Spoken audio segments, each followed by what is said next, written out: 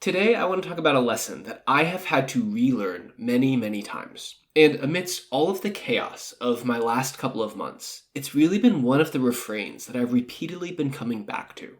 I've just tried to remind myself over and over again, just be here now. Welcome to The Joy Within. I'm Kyle Greenfield, and I believe that you have the ability to become calm, confident, and happy anytime that you choose. Some days, that's easier than others, but with the right tools and the right way of thinking, we can unlock incredible states of joy, peace, and well-being within us. So visit thejoywithin.org to get started today, so that together we can create a happier and more peaceful world. Hey guys, and welcome back to the podcast. If you're an ardent listener, my apologies. I know it's been a few weeks. Personally, we have had a ton going on. We had some family visiting, then we went to the beach, and while we were on vacation, we found out that we would be closing on our house the week we got back. So, long story short, it was hectic. We packed everything up, put it in storage, then bummed around staying with family and friends, house sitting for a couple of weeks while we were waiting to close on our new place. And then obviously, a whole process moving in and getting settled here. So, all good things, but yeah, not exactly conducive to recording a podcast. Anyway, today I want to talk about a lesson that I have had to relearn many, many times. And amidst all of the chaos of my last couple of months, it's really been one of the refrains that I've repeatedly been coming back to. I've just tried to remind myself over and over again, just be here now. I feel like I've had this really poignant contrast of this idea pretty much all summer long, of external chaos, or not even chaos really, but just activity, rushing around, doing a lot, but then waiting, finding space, or ease, or just not doing. So I thought I'd dive into this concept today, and I want you to ask yourself, how can I just be where I am, right here, right now? Even when life feels crazy, even when I'm not yet where I want to be, how can I just be?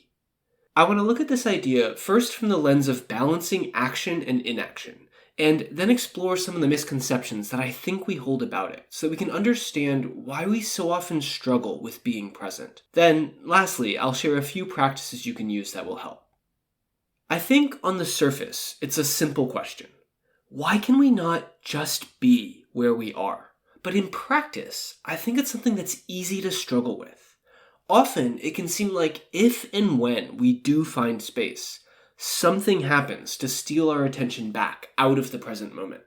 Or we set goals, personal, professional, whatever, and we spend most of our time on our way towards that goal. We might savor it for a moment when we get there, but then we just set a new goal and off we go again.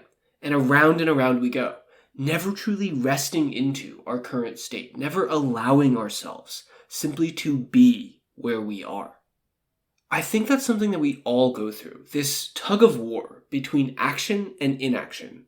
And there's a question of how we find balance, how we can find presence in that. And I think it applies to every area of our lives. So I want to use my vacation as an example, because so often we get caught up thinking about work and things that are quote unquote important in our lives. Sometimes it helps to just step back a bit. So vacation is something we usually think of as relaxing. But when we think about it, we still have this pull of action and inaction, activity and ease.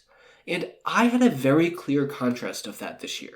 Firstly, there was the rush of work in the couple of weeks beforehand. You know, when you just have that feeling of, I just need to get this done before I go away. And then when you actually get on the plane or you actually get on the highway, it's just a sigh of relief and you can switch gears. But even within our trip this year, this push-pull was so obvious to me. We went to Greece. 2 of our friends were getting married there, so we decided to plan our vacation around it. So my wife, my parents, and I all went to Athens for a couple of days, and then to a few of the islands. And even within that, we had this constant push and pull, the bustle of Athens. You know, when you're in a place and you're just like, this is a once-in-a-lifetime trip. I have to see everything. So we're running around, going to the Acropolis, the Agora, the museums, hiking up to see views over the city, all of it. And it's amazing, but it's a lot. Then, we head over to Paros and Naxos, 2 of the islands, and it's just the opposite. Space, ease, pool, beach, beautiful walks along the coast. And then we had the wedding at the end, so it was back to a rush of activity with a big 3-day event. Again, this back and forth, action, inaction, action.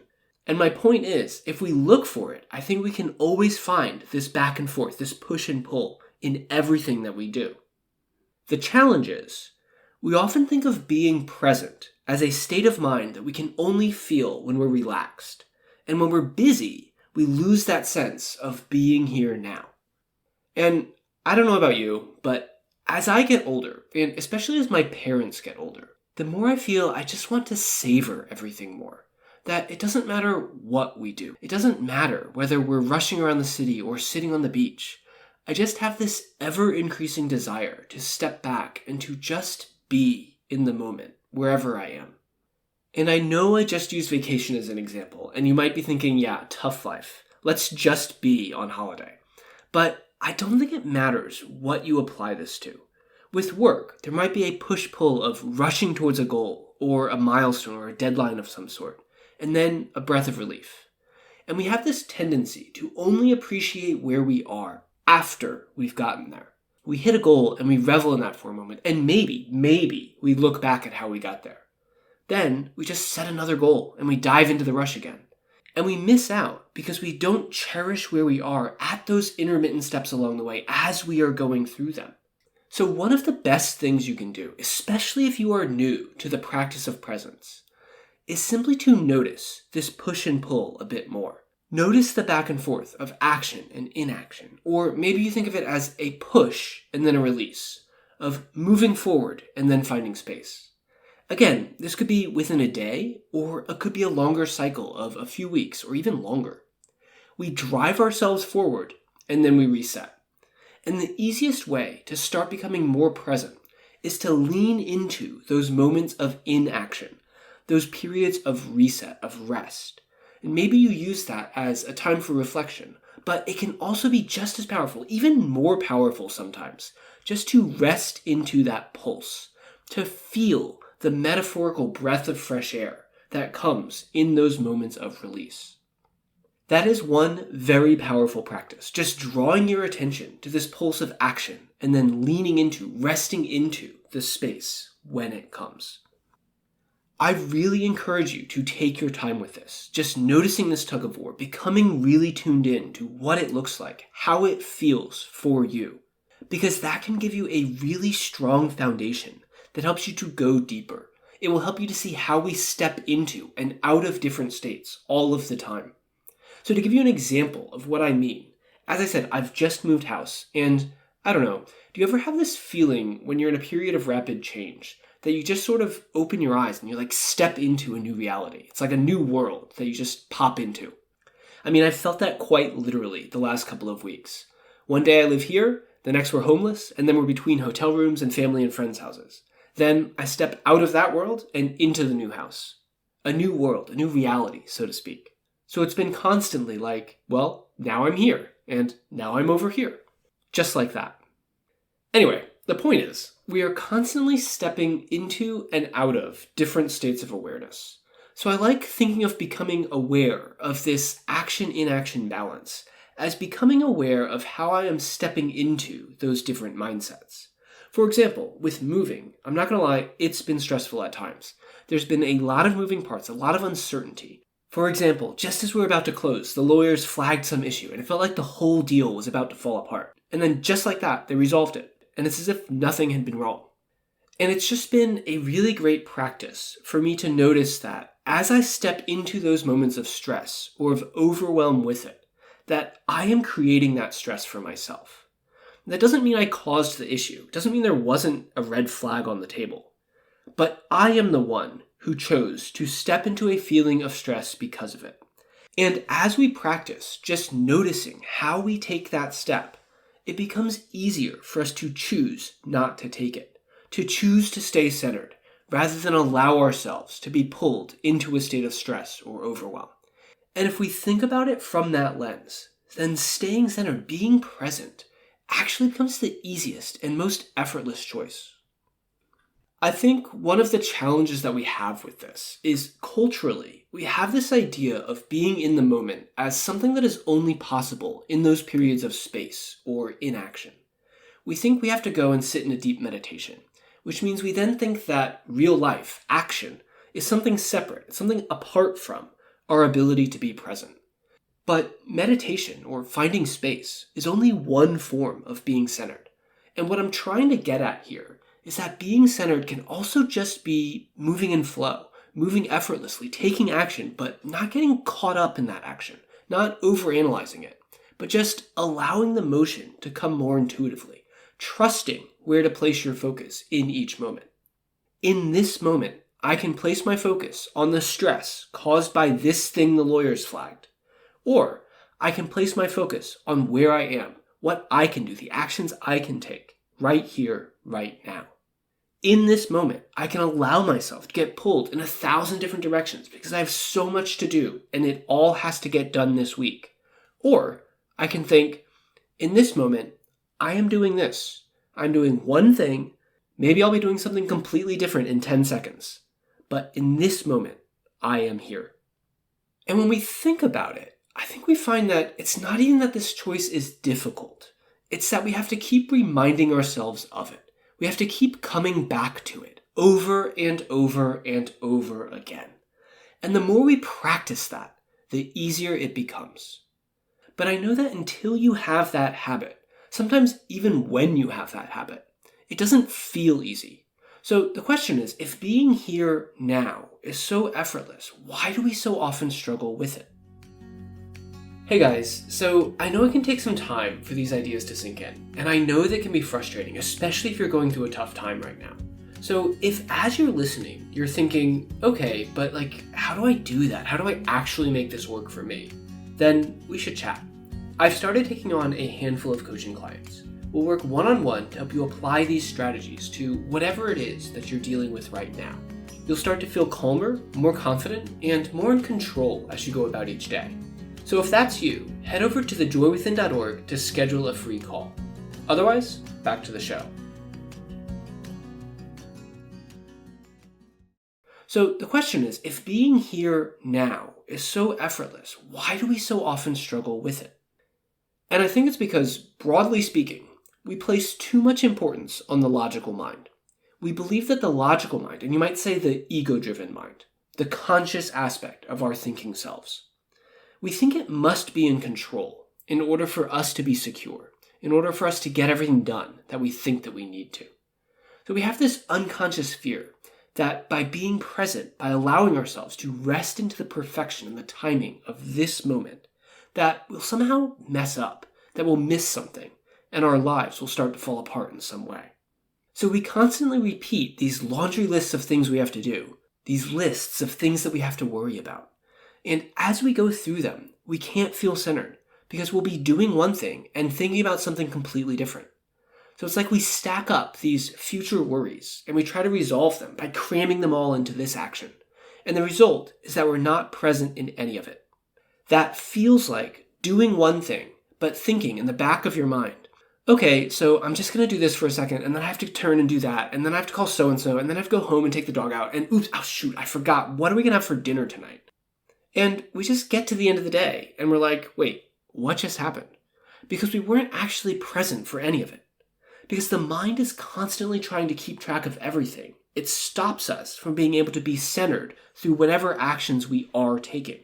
And I think this then perpetuates that stereotype that we have to stop and relax in order to be centered, which we then label as unproductive. But the mind thinks we need to be productive. So it becomes this vicious negative cycle, and we avoid being centered. When, if we can just release that urge for the mind to constantly be overthinking, overanalyzing, plotting everything out for us, then we can enter into a deeper state of being present in this moment, even when the world around us might look chaotic. It might look like we have 1,000 things coming at us, but we have the ability to focus our minds so we only ever deal with this one right now. And when we do, we find more joy in that action. We can enter into a deeper state of flow, so we feel clearer and we get more done in the right timing for it. Now, to be clear, I'm not implying that we don't need to think or apply our minds. It's that the overwhelming majority of our mind's thoughts are unnecessary and often distracting, even detrimental to the task at hand. It's these excess thoughts that we need to quiet. I'm doing this, but I'm also worrying if I'm doing it right. Or if I don't hurry through this, then I won't have time to do this other thing. Those are the thoughts that pull us out of this moment and create our stress or overwhelm or frustration. And honestly, they actually make us more likely to make mistakes. The ego mind thinks that it is helping us. It thinks it is protecting us by trying to plan ahead. But the reality is, by pulling us out of this moment, we make simple mistakes. And those mistakes, which we could have avoided if we'd been calmer and more centered, then end up costing us more time, more money, more headache later on. I can give you an example of this from my life a couple of weeks ago, and this is a silly example, but it proves the point. So we just moved, and obviously there's always a ton of stuff that you have to buy in the process. And so my wife and I are rushing around, we're unpacking, we're building furniture, ordering stuff online, and in that just get it done, rushed feeling, we accidentally ordered the Amazon delivery to our old address, which is like an hour and a half away. So now that quick, just get it done tension ends up costing us more time. I have to go dig up the number of the person who bought our old house. I have to call our friends that live nearby and then beg them to go and grab the package for us. Then I have to coordinate with them for us to get it from them. And so on and so forth. And all of that could have been easily resolved if we just stopped to take a breath. If we'd just been a little more in the moment with the actions we were taking, we would have noticed where we were sending that package and would have taken 2 seconds to change. And again, I know that's a simple example, but this same principle filters out and applies to everything that we do. So I want to wrap up by giving you 2 more practices that you can use to help bring yourself back into the present moment more clearly, more deliberately. Remember, the first was simply noticing that push and pull of action versus inaction, and then resting into the inaction more deeply. These last 2 are more geared towards helping you to bring that state of centeredness and presence through into the actions that you're already taking, so you can apply them throughout the day, not just when you have a couple of moments to relax. And the first is going to sound really simple, but if you don't already do this, then it will feel like a completely new way of working. I just want you to practice focusing deeply on one task at a time. Now hear me out, because there's a very specific way I like to do this. First, take a moment to do a brain dump, which could mean jotting down everything that you can think of that you have to do, or it could mean jotting down everything that you are worried about, or think that you have to figure out. Then, pick an action, one action, and you can do this in 2 ways. Either you say to yourself, okay, for the next 10 minutes, or the next hour, or whatever amount of time you choose, I'm going to focus on this one thing. Or you can say, I'm going to focus on this until it is done, however long that takes. Either path is appropriate, it just depends on the type of action you're talking about. The point is, decide that this action is your only point of focus. Now, when you do this, expect the mind to jump in and try to distract you. Expect it to say something like, hurry up, now you have to go do this other thing. Or, well, don't forget about this, you have to think about these things. And when it does that, you just reply, you say, well, that may be true, mind, but right now, for the next 10 minutes, I'm doing this. And just try repeating that every time the mind interjects. That may be true, but right now, I am here. And I think you'll find that it will help you to center and to get into a deeper state of flow. You might even be surprised at how quickly you actually get that action done in the meantime. Lastly, the final practice for today is a mental frame that I like to use to help me savor more of this moment. So to think about this, have you ever had the experience when you've had a big change in your life, and in the week or 2 before, you get really nostalgic? Obviously, this has been on my mind recently because I just moved. But, for example, the last 2 weeks of college, I remember walking around campus, really savoring everything, running back over all of the great memories. And again, when I lived in San Francisco, the last couple of weeks before I left the city, even as I'd be going about my normal routine, I just keep thinking, man, I'm going to miss this. I really loved going down Market Street on the bus every day. That barista at the coffee place was always so friendly. I really loved that dahlia garden in Golden Gate Park. I really loved driving over the bridge. All of it, for that short window, takes on a new color. My actions weren't any different. I was still going to work. I was still buying groceries. I was still sitting on the bus. But the experience is completely different. So the question is, why can't we bring that same attitude of presence, of being exactly where we are, into more of our everyday experience? What would it take to have that same richness of savoring this moment now, as if it were the last time, or as if it were a once-in-a-lifetime experience, even when nothing major is changing? So to practice this, I want you to take a day where you pretend that you're at the end of an era. Imagine it as your last day living in your town, or being at your job, or going to that favorite cafe. Notice how that helps you to savor the experience more fully. There is no reason that we have to reserve that feeling of deep richness, deep flavor for special occasions, for once-in-a-lifetime trips, or for moments of big life changes. We can find it now, anytime we choose. So just imagine into that as you go about your normal routine and see how it changes your experience. Because being here now is just a choice that we make. It has nothing to do with the world around us, or whatever it is that we might be going through today. It is much, much simpler. In this moment, I am present. Or not. You get to pick. So that's it for today. I hope today's episode can help be a reminder for you to come back to that sense of being here now, that sense of presence, in whatever way is right for you. If you found value here, please do me a favor and share the podcast. We all need these little reminders to be present, to come back to joy. And if this works for you, it will work for the people you love as well. Know that I love you and I appreciate you wherever you are, and I'll see you next time. Thanks for listening to The Joy Within. If you've enjoyed this podcast, please do what you can to spread the word. I believe that we all deserve to feel calm, confident, and happy literally every single day. But with everything that's going on in the world, we need to work together to remind ourselves of that, in as many little ways as we can. So please, pass this along to the people you care about. Email a friend, share it on social, do whatever feels right for you, so that hopefully, together, we can create a little more peace in our crazy modern world.